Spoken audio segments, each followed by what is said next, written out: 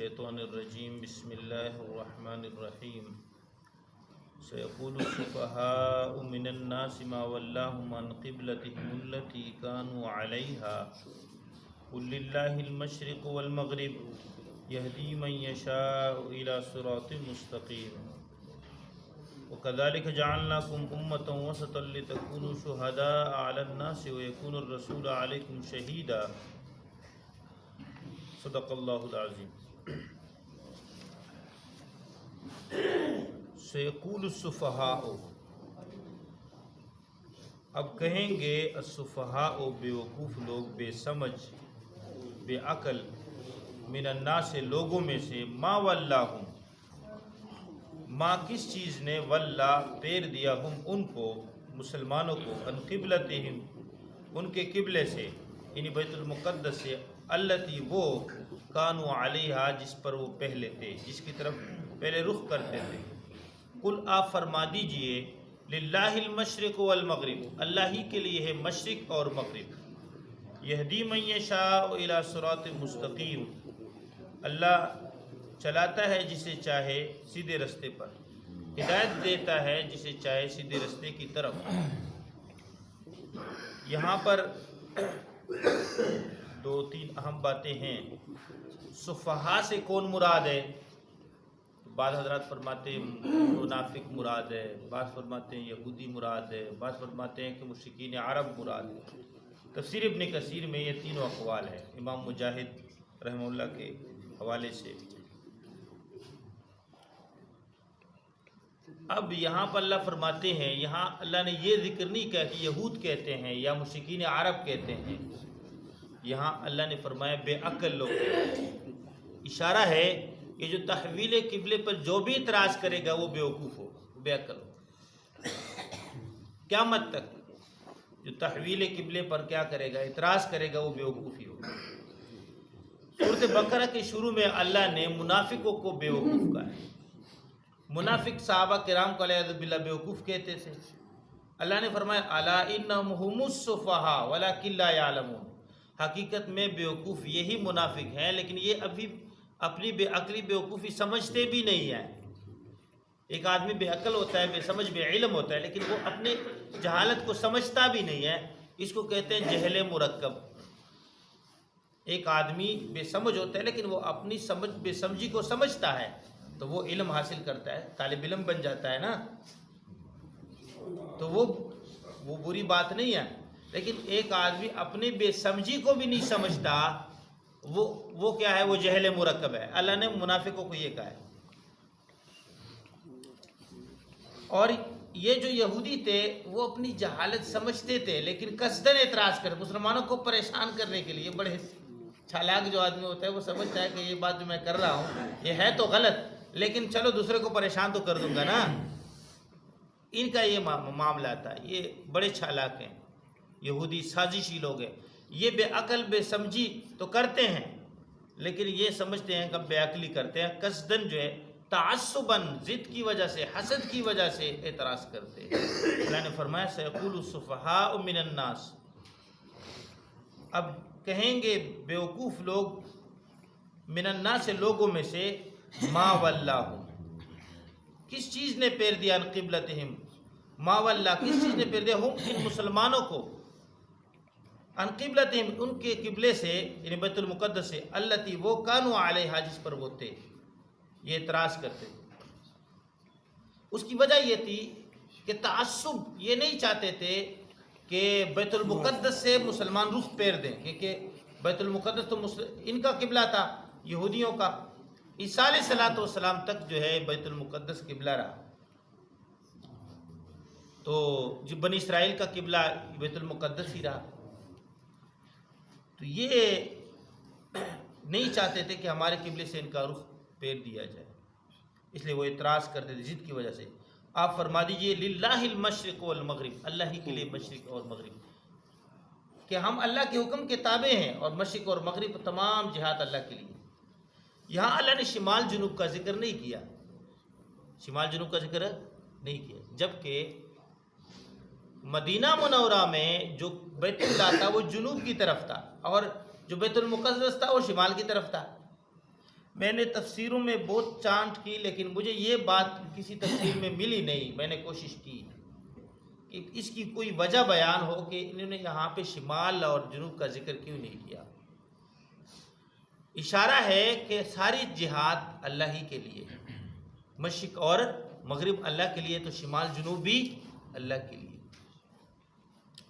ان اللہ بکل شیء محیط، ہر چیز پر اللہ کا احاطہ ہے. وہ دوسری آیت میں اشارہ ہے، اینما تولوا فثم وجہ اللہ.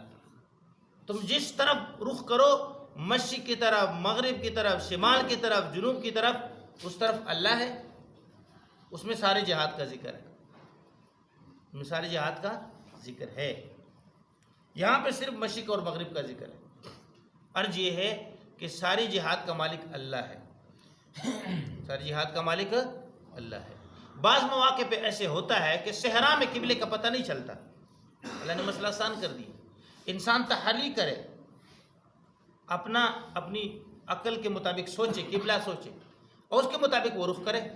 بعد میں اس نے نماز پڑھ لی اور بعد میں اس کو پتہ چلا کہ میرا چہرہ جو ہے جنوب کی طرف تھا یا شمال کی طرف تھا یا مشرق کی طرف تھا یا مغرب کی طرف تھا، تو اس کے لیے اللہ نے فرمایا اینما تولوا فثم وجہ اللہ. تم جس طرف رخ کرو اس طرف اللہ ہے، تمہاری نماز ہوگی. ٹھیک ہے. اور یہاں پہ للہ المشرق والمغرب، اللہ ہی کے لیے مشرق اور مغرب. یہدی من یشاء، اللہ جسے چاہے ہدایت دیتا ہے، الی صراط مستقیم، سیدھے راستے کی طرف.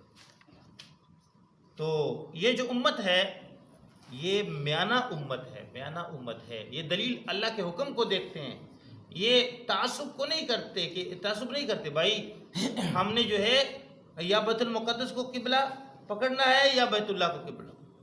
حضور پاک صلی اللہ علیہ وسلم کی جو چاہت تھی بیت اللہ کی طرف، وہ ملت اسلامیہ اور ملت حنفیہ کے مطابق تھی کہ وہ سب سے پہلے جو اللہ تعالیٰ نے زمین پہ روئے ارض پہ قبلہ رکھا وہ بیت اللہ تھی.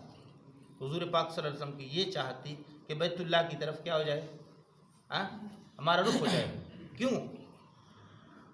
شروع قبلہ ابتدا میں جس قبلے کی طرف طواف کیا جاتا تھا بیت اللہ، تو بیت المقدس تو 40 سال بعد زمین پہ وجود میں آیا. 40 سال پہلے بیت اللہ تھا اور فرشتے اس کا طواف کرتے تھے. آدم علیہ السلام سے پہلے فرشتے اس کا طواف کرتے تھے اور اس کی طرف رخ کرتے تھے. اور پھر جو فرشتوں کا قبلہ ہے، یہ بات پہلے گزر چکی تھی، وہ اللہ تعالیٰ نے اوپر اٹھا لیا بیت المعمور. آج بھی فرشتے اس کا جو ہے طواف کرتے ہیں. تو ابتدا جس قبلے سے ہوا، انتہا اس قبلے پر ہوگا. یہ تکمیل دین کی طرف اشارہ ہے. اور حضور پاک صلی اللہ علیہ وسلم کی جو نبوت ہے وہ تمام انسانیت کے لیے تھی. حضور امام الانبیاء تھے، تمام نبیوں کے امام تھے اور رحمت للعالمین. حضور پاک صلی اللہ علیہ وسلم کے اندر جامعیت تھی، تو اس وجہ نبی صلی اللہ علیہ وسلم کے مزاج میں اللہ نے وہ چیز رکھی تھی. حضور پاک صلی اللہ علیہ وسلم کی یہ چاہت تھی کہ بیت اللہ کی طرف رخ کرے. پھر اللہ جل شانہ ذات عالی نے حکم دیا کہ تم جہاں بھی ہو بیت اللہ کی طرف رخ کرو. اللہ فرماتے ہیں وَكَذَلِكَ جَعَلْنَاكُمْ أُمَّةً وَسَطًا، اور اسی طرح جو ہے ہم نے تمہیں بنا دیا امتًا وسطا، امت معتدل، لِتَكُونُوا شُهَدَاءَ عَلَى النَّاسِ، تاکہ تم لوگوں پر گواہ ہو جاؤ. اب یہ گواہی جو ہے امام بغوی فرماتے ہیں کہ اولین آخرین امتوں پر ہے. اللہ کے نبی صلی اللہ علیہ وسلم نے فرمایا کہ تم 70ویں امت ہو، ایک کم 70 امت تم سے پہلے گزری ہیں. تو ایک روایت میں یہ بھی ہے امام بغوی کے حوالے سے رحمہ اللہ کہ پہلے امت انکار کرے گی اپنے نبیوں کی دعوت سے،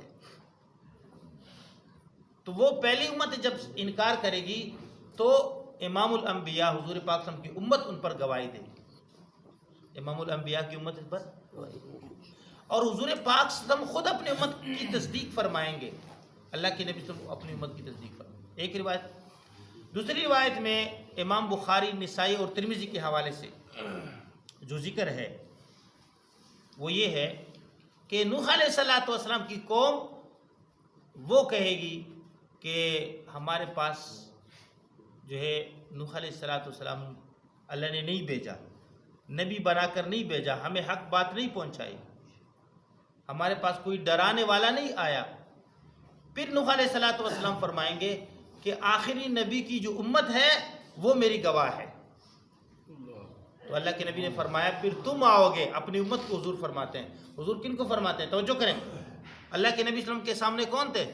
بولے صحابہ کرام رضوان اللہ تعالی علیہم اجمعین.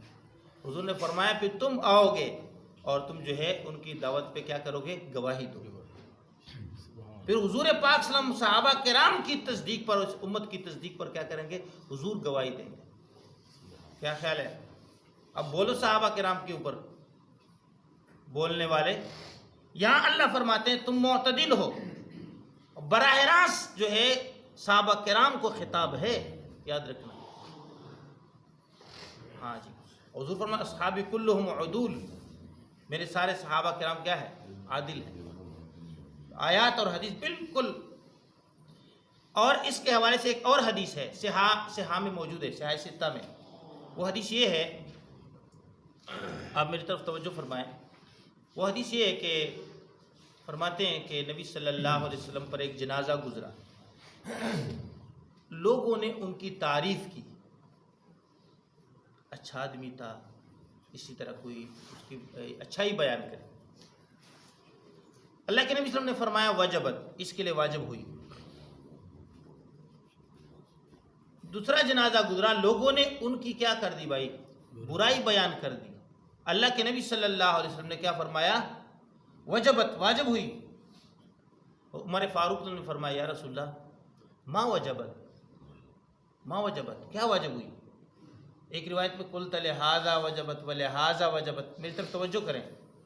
یا رسول اللہ آپ نے اس کے لیے بھی کہا واجب ہو گئی، دوسرے جنازے والے کے لیے بھی کہا واجب ہو گئی، کیا واجب ہو گئی؟ حضور نے فرمایا ما اثنیتم علیہ خیرا وجبت لہ الجنہ، جس پر تم اچھائی، جس کی تم اچھائی بیان کرتے ہو اس کے لیے جنت واجب ہو جاتی ہے. ما اثنیتم علیہ شرا وجبت لہ النار، جس کی تم برائی بیان کرتے ہو اس کے لیے جہنم واجب ہو جاتی ہے. اللہ تعالیٰ ہم سب کے گناہوں کو معاف کرے. پھر حضور پاک صلی اللہ علیہ وسلم ابھی آگے کیا بیان فرمایا؟ اللہ کے نبی نے کیا فرمایا؟ توجہ. حضور نے فرمایا انتم شہداء اللہ فی الارض، الملائکۃ شہداء اللہ فی السماء، فرشتے اللہ کے گواہ ہیں آسمانوں میں. اے میری امت انتم شہداء اللہ فی الارض، تم زمین میں اللہ تعالیٰ کے گواہ. جس کی گواہی تم دیتے ہو یہ آدمی اچھا ہے، یہ نیک ہے، اچھے والا ہے، اچھے اخلاق والا ہے، تو اس کے لیے اللہ تعالیٰ جنت واجب کرتے ہیں. جس کی تم برائی بیان کرتے ہو، ان جو برا ہوتا ہے تو لوگ برائی بیان کرتے ہیں، اس کے لیے جہنم واجب ہو جاتی ہے. اب دیکھو اس حدیث میں حضور پاک ہم نے اپنی امت کو فرشتوں کے ساتھ کیا دی؟ مشابہت دی. اللہ کے فرشتے آسمانوں میں کیا ہیں؟ گواہ ہیں اللہ کے، شہداء اللہ ہیں. تم اللہ کے شہداء اللہ ہو فی الارض، زمین میں. تو اس امت کی کتنی بڑی فضیلت. اس لیے علماء فرماتے ہیں، بعض علماء فرماتے ہیں کہ یہ امت کا جو اجماع ہے، یہ قیامت تک اس امت جس بات پر جمع ہوگی یہ حق پر جمع ہوگی. حضور فرماتے ہیں میری امت گمراہی پر جمع نہیں ہوگی. اس آیت میں اس طرف اشارہ ہے. یہ امت معتدل ہے، عادل. اجتماعی امت جس بات پر جمع ہوگی وہ حق بات ہے. اجماعی امت اس سے ثابت کرتے ہیں. اجماعی امت دلیل ہے. اب یہاں پر زیادہ تفصیل کی طرف نہیں جا رہے، صرف یہ کہ حضور پاک صلی اللہ علیہ وسلم کی امت کی تورات میں جو صفات تھے، کعب احبار رضی اللہ تعالیٰ عنہ کے حوالے سے ابن عباس رضی اللہ تعالیٰ عنہ نے کعب احبار سے دریافت کیا، اور یہ روایت دارمی نے نقل کی ہے. فرمایا کہ رسول اللہ صلی اللہ علیہ وسلم کے اوصاف کا بیان تورات میں اس طرح ہے، اور اس میں بھی جو ہے امت اور رسول پاک صلی اللہ علیہ وسلم دونوں کی اس روایت میں کیا ہے؟ صفات ہے. وہ روایت سننے والی روایت بہت پیاری روایت. فرمایا، انہوں نے فرمایا، حضرت کعب احبار رضی اللہ عنہ نے فرمایا کہ ہم نے تورات میں لکھا پایا ہے. یہ تورات کے عالم تھے، پھر جو ہے مسلمان ہو گئے تھے. عبداللہ بن سلام رضی اللہ عنہ، حضرت کعب احبار، یہ حضرات.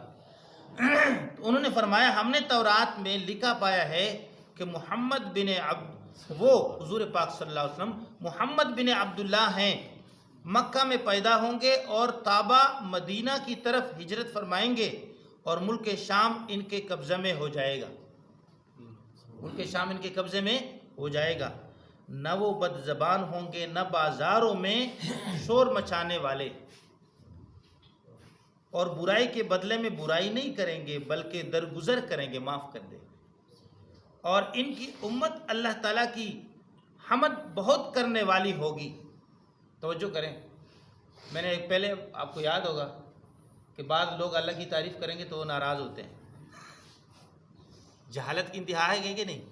اللہ کے نبی صلی اللہ علیہ وسلم جب ممبر پر تشریف فرما ہوتے، حمد اللہ و اثنا علیہ، کوئی حضور پاک صلی اللہ علیہ وسلم کا خطبہ نہیں پورے زندگی میں کہ جس خطبے سے پہلے اللہ کی حمد و ثنا بیان ہو۔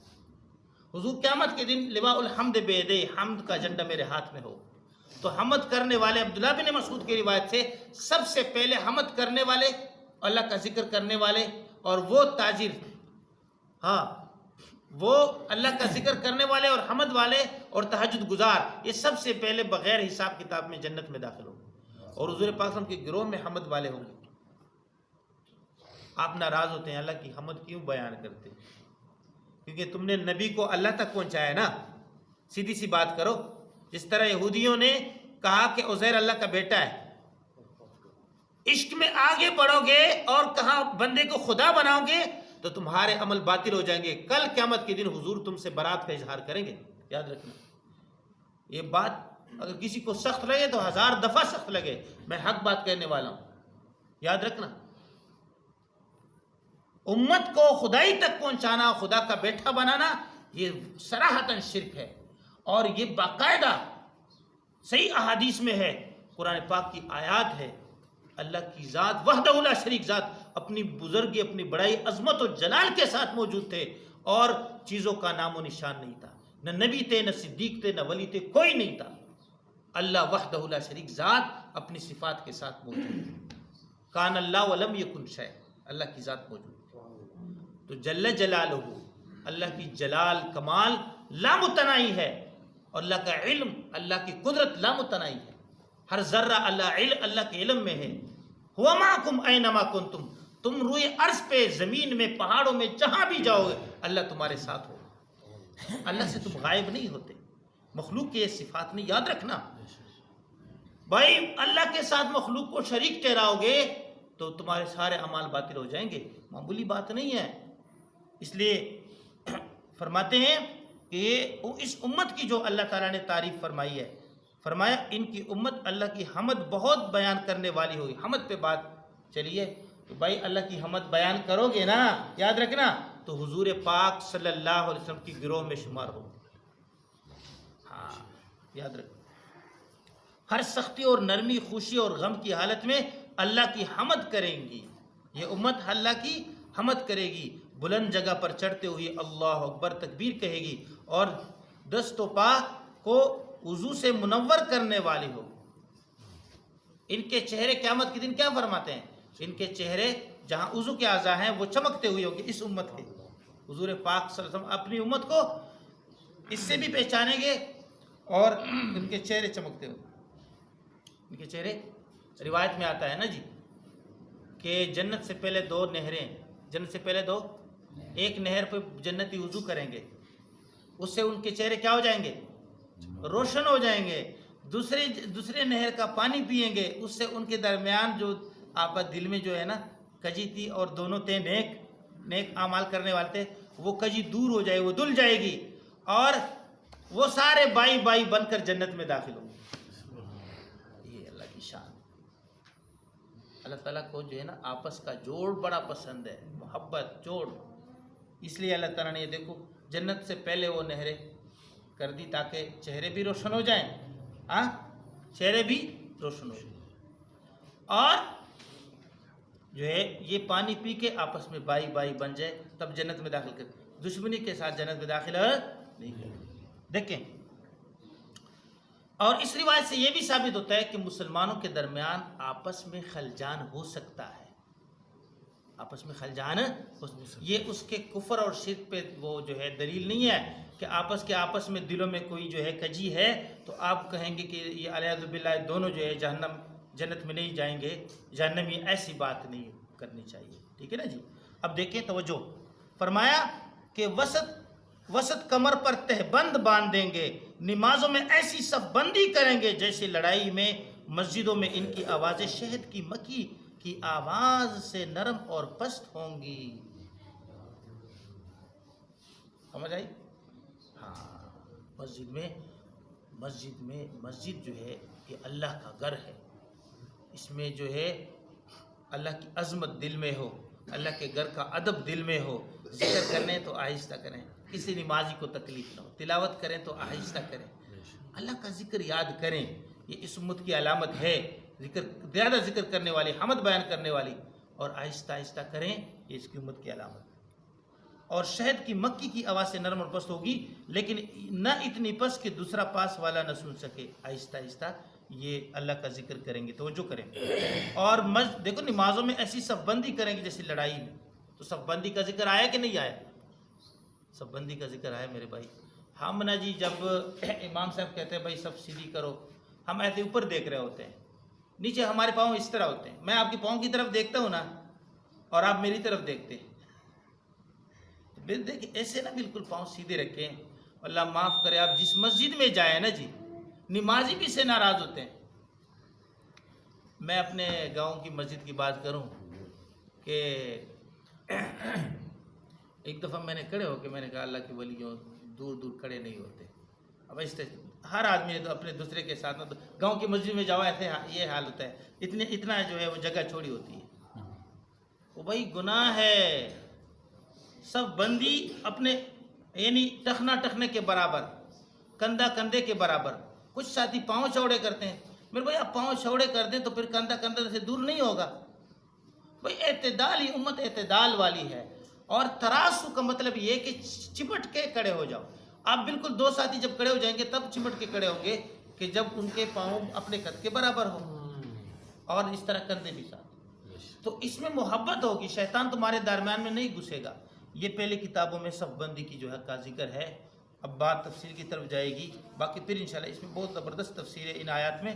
اللہ فرماتے ہیں وَكَذَلِكَ جَعَلْنَاكُمْ أُمَّةً وَسَطًا، اور اس طرح ہم نے تمہیں درمیانہ معتدل امت بنایا، لِتَكُونُوا شُهَدَاءَ عَلَى النَّاسِ، تاکہ تم قیامت کے دن لوگوں پر گواہ رہو، وَيَكُونَ الرَّسُولُ عَلَيْكُمْ شَهِيدًا، اور رسول تمہارے گواہی پر گواہی دے کہ میری امت نے سچ کہا ہے۔ بہت بڑا مقام ہے، اللہ تعالیٰ ہمیں نصیب فرمائے۔ یہ گواہی پر انشاءاللہ بہت آیات بھی ہیں، اور بہت اس پہ ضروری جو تفصیل ہے وہ کریں گے، وہ ضروری ہے۔ اللہ تعالیٰ ہم سب کے گناہوں کو معاف فرمائے، اللہ تعالیٰ ہماری جو ہے یہ کام جو ہم نے شروع کیا ہے درس قرآن قبول فرمائے، اللہ تعالیٰ ہم سب کو عمل کرنے کی توفیق نصیب فرمائے، سب مسلمانوں کو جوڑ اتحاد کی توفیق نصیب فرمائے، دعا کریں آمین۔ الحمد